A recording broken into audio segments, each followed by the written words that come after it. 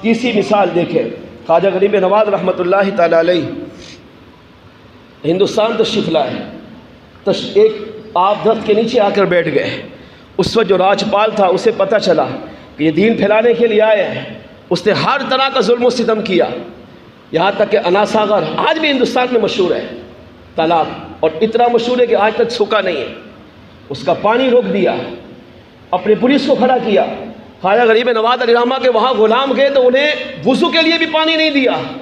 اب ان کو پریشانی ہوئی، غلام نے کہا وہاں پر پہرا ہے، ہمارے پاس پانی نہیں ہے، اب تیمم بھی نہیں کر سکتے، پانی عطا کیجئے۔ خواجہ غریب نواز علیہ رحمہ نے ایک پیالہ لیا، مشہور کرامت، اور یہ بھی خواب کی بات نہیں، بیداری کی بات ہو رہی ہے۔ پیالہ دیا، کہا جاؤ انا ساگر تالاب سے کہو تجھے خواجہ نے بلایا ہے۔ ہاں، غلام پیالہ لے کر گیا، انا ساگر کے اس نے کنارے پہ رکھا، انا ساگر سے کہا تجھے خواجہ غریب نواز نے بلایا ہے۔ غلام کہتے ہیں سارے کے سارے تالاب کا پانی سمٹ کر ایک پیالے میں آ گیا، تالاب خشک ہو گیا، آج بھی موجود ہے، وہاں جا کے بھی دیکھ سکتے ہیں، نیٹ پہ بھی دیکھ سکتے ہیں۔ خواجہ غریب نواز علیہ رحمہ کے جاری کرنے کے بعد سے لے کر آج تک انا ساگر تالاب کبھی بھی خشک نہیں ہوا ہے۔ اب پورا تالاب سوکھ گیا، پانی کہاں گیا؟ ایک پیالے کے اندر۔ اب لوگوں کو پریشانی ہونے لگ گئی، لوگوں نے کہا یہ کیا ہو گیا، ہم نے تو ان کا پانی روکا تھا، انہوں نے تو ہمارا روک دیا۔ بات پھیلتے پھیلتے پھیلتے اس وقت کے راجہ کے پاس پہنچی، اس نے اپنے خلفاء کو، وزراء کو بلایا، مشورہ کیا، کسی نیک بندے نے مشورہ دیا ہے اگر پانی چاہتے ہو تو خواجہ غریب نواز کو راضی کرو۔ تم نے ان کی بے ادبی کی، پانی روک کر ان کی توہین کی، تم انہیں منع کرنا چاہتے تھے، اب سنو پانی سے بھی محروم ہو گئے۔ اب وہ خود آیا، آپ سے معافی مانگی، معذرت کی، گھٹنے ٹیکے آپ کی بارگاہ میں، عاجزی کا اظہار کیا۔ تو خواجہ غریب نواز علیہ رحمہ نے پھر جب لوگ آئے، لوگوں نے معافی تلافی کی، رونا دھونا شروع کیا، آپ کو رحم آیا، آپ نے اسی غلام کو وہی پانی کا پیالہ دیا، کہا جاؤ انا ساگر میں ڈالو۔ اب وہ غلام لے کر گیا، اس سے جا کر وہی پانی میں کتنا پیالہ، پانی کے پیالے میں کتنا پانی آئے گا؟ چند گھونٹ، یہ چند گھونٹ جا کر اس نے انا ساگر میں ڈالے تو پورا تالاب دوبارہ بھر گیا، اور اتنا بھرا کہ آج بھی جاری ہے، آج بھی خشک نہیں ہوا، آج بھی چل رہا ہے۔ یہ کرامت دیکھ کر کئی لاکھوں غیر مسلم خواجہ غریب نواز علیہ رحمہ کے قدموں میں گرے، کلمہ طیبہ پڑھ کر اسلام کا دامن قبول کر لیا۔ اب آپ سوچو، علماء نے لکھا خواجہ غریب نواز علیہ رحمہ امام علی مقام امام حسین رضی اللہ تعالیٰ عنہ کے غلاموں کے غلاموں کے غلاموں کے غلاموں کے غلام ہیں۔ کئی پشتوں کے بعد جا کر آپ کا نمبر آتا ہے، جب غلام کو اللہ نے اتنی بڑی پاور دی ہے، اتنا بڑا اختیار دیا ہے، اتنی بڑی روحانی طاقت دی ہے کہ وہ غلام پورے انا ساگر تالاب کو پانی کے ایک پیالے میں بھر سکتا ہے، اور پھر وہی پانی کا پیالہ دوبارہ ڈال کر پورے تالاب کو بھر سکتا ہے۔ جب غلام کو اللہ نے اتنی بڑی شانیں دی ہے تو جو خواجہ غریب نواز کے بھی آقا ہے، ان کے بھی مولا ہیں، ان کے بھی داتا ہیں، جن کو اللہ نے بڑے اعلیٰ مقامات سے نوازا ہے، جو میرے آقا علیہ الصلوۃ والسلام کے لخت جگر ہے، حضور کے نواسے ہیں، جن کی رگوں میں مولا مشکل کشا کا خون جاری تھا، جن کی رگوں کے اندر بی بی فاطمہ الزہرا رضی اللہ تعالیٰ عنہا کا دودھ مبارک جاری تھا، جن کے اندر بھائی کا رشتہ امام حسن مجتبیٰ کی محبتیں شامل تھی۔ فرمایا جب غلام کو اللہ اتنا بڑا مقام دے سکتا ہے تو اللہ اس غلام کے امام حسین رضی اللہ تعالیٰ عنہ کو بھی اس سے بڑا مقام عطا فرما سکتا ہے۔ فرما سکتا نہیں بلکہ فرما دیا تھا۔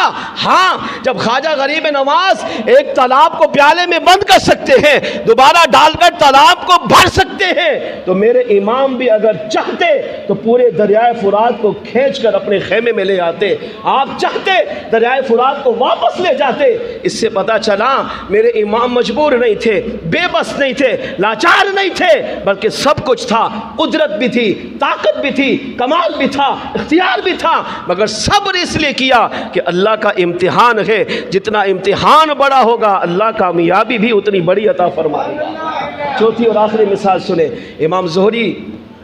ایک بہت بڑے شاعر، بہت بڑے امام گزرے ہیں، امام زین العابدین رضی اللہ عنہ کی چلو بات کر دیتا ہوں۔ جب یہ سارا معاملہ واقعہ کربلا ختم ہوا، یزید پلید نے امام علی مقام امام زین العابدین رضی اللہ عنہ کو واپس بھیجا۔ آپ جو بچہ لشکر تھا اس کو لے کر واپس مدینہ طیبہ کی طرف آئے تو آپ کے ہاتھوں میں بیڑیاں تھیں، آپ کے قدموں میں بیڑیاں تھیں، آپ بیڑیوں میں جکڑے ہوئے تھے۔ جب مدینے کے اندر داخل ہوئے تو کچھ لوگ آئے، انہوں نے دیکھ کر رونا شروع کر دیا۔ پراگندہ بال ہے، امامہ بھی گرد آلود ہے، داڑھی مبارک بھی، زلف مبارک بھی پراگندہ ہے، مٹی اٹکی ہوئی ہے، لباس پر بھی مٹی ہے، اور امام عالی مقام زنجیروں میں جکڑے ہوئے ہیں۔ اس سے دیکھا نہ گیا، اس نے آ کر امام عالی مقام کو پکڑنا چاہا، رونا شروع کر دیا، اور وہ بھی قریب تھا یہ کہتا آپ پر تو بڑا ظلم ہوا، آپ کچھ نہیں کر پائے، آپ معاذ اللہ بے بس تھے، بے چار تھے۔ نہیں، میرے امام نے جب اس کی محبت اور جذبات کو دیکھا، اس سے پہلے کہ وہ اپنی زبان سے ہماری بے بسی کو بیان کرے، میرے امام نے فرمایا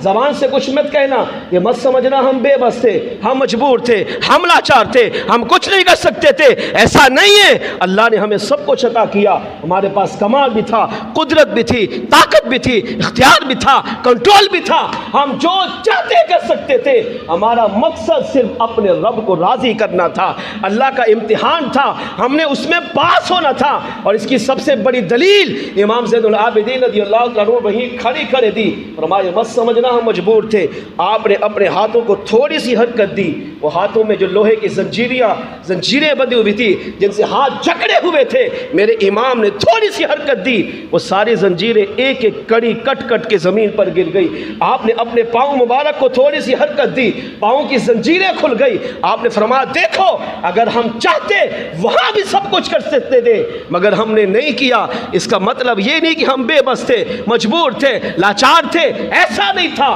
ہم مظلوم تھے، ہم پر ظلم ڈھائے گئے، ظلم کے پہاڑ توڑے گئے، ہم نے برداشت کیا، صبر کیا، استقامت کا عملی مظاہرہ قیامت تک آنے والی حضور کی امت کے لیے پیش کیا کہ تاکہ انہیں بھی جب مصیبت آئے وہ بھی صبر کرے، وہ بھی استقامت سے ڈٹے رہے، وہ بھی برداشت کرے، وہ بھی اللہ کی بارگاہ میں مصیبت کو ٹلنے کی دعا کرے، اللہ کی بارگاہ میں شکر کرے، توبہ کرے، استغفار کرے، مصیبت سے گھبرائے نہیں بلکہ مصیبت پر بھی اپنے رب کے صابر و شاکر بندے بن کر زندگی گزارے۔ فرمایا بے بس مجبور مت سمجھنا، جب میں یہاں توڑ سکتا ہوں وہاں بھی ہم سب کچھ کر سکتے تھے، مگر ہم نے وہاں اس لیے کچھ نہیں کیا کیونکہ اللہ کی طرف سے امتحان تھا۔ نانا کی وصیت تھی کہ امتحان بڑا ہے میرے بیٹوں، قربانی بھی بڑی دینی ہے، دین کو بلند بھی تم نے کرنا ہے، تمہاری وجہ سے قیامت تک میرا دین شاد و آباد رہے گا، میری امت میرے دین پہ عمل کرتی رہے گی، اور اللہ ان سب کا اجر و ثواب تمہیں بھی عطا فرمائے گا۔